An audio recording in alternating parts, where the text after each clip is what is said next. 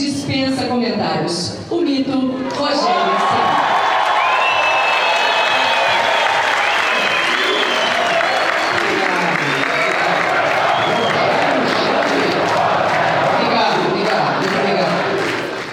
Eu venho aqui como atleta de futebol, fico mais contente porque o público, que é o meu público do dia a dia, que é o São Paulino, está aqui presente, mas fico muito contente por aqueles que não torcem para o mesmo time que eu torço, estarem presentes aqui hoje, porque a vida ela é muito mais importante do que um jogo de futebol, do que o clube que você torce, né? Eu sempre, quando a gente vai em empresas, eu separo 5 ícones que eu acho que são ícones importantes, independente da posição que você ocupe, do trabalho que você tenha.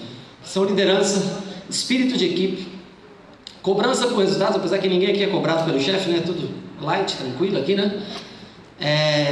Superação e, por último, a fidelidade. E daí eu passei a perceber a grande importância que alguém que lidera tem no time, o fazer acreditar, o fazer com que as pessoas que estão ao seu lado acreditem. Não pense que uma pessoa pública, uma pessoa que aparece na televisão é mais importante do que qualquer um de vocês na função que vocês ocupam. Acreditem primeiro naquilo que vocês fazem, gostem do que vocês fazem. Não necessariamente todos aqui serão líderes, cada um tem um perfil, né, no seu trabalho que se adequa ao momento que você vive, à realidade, ao como você foi criado, ao modo como você vê a vida. Vou dizer uma coisa para vocês. A decisão ela vai muito bem. Esse time não vai ser campeão. Se eles ficarem 5-0 dentro deles, não vão ser campeão. A nossa decisão de ser campeão, ela está dentro de cada um deles.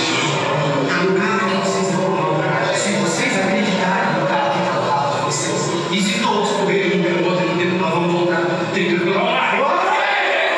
Nunca ninguém fez isso. Eu aprendi a ser uma pessoa melhor depois que eu entendi que nem todo mundo é como você, que você não pode exigir que as pessoas pensem como você e sejam como você. E nesse mesmo jogo, no segundo tempo, pênalti para nós contra o Cruzeiro. Aí todo mundo feliz. Pênalti é a hora que todo mundo está feliz, exceto o cara que vai bater o pênalti. Você já não notou? Todo mundo passa para você, se abraça antes de você fazer o gol, né? Eu espero um dia poder voltar num lugar tão bacana, tão bonito e com gente tão bacana como vocês. Obrigado de coração. Tá bom, gente? Eu assino vocês. Fiquem com Deus.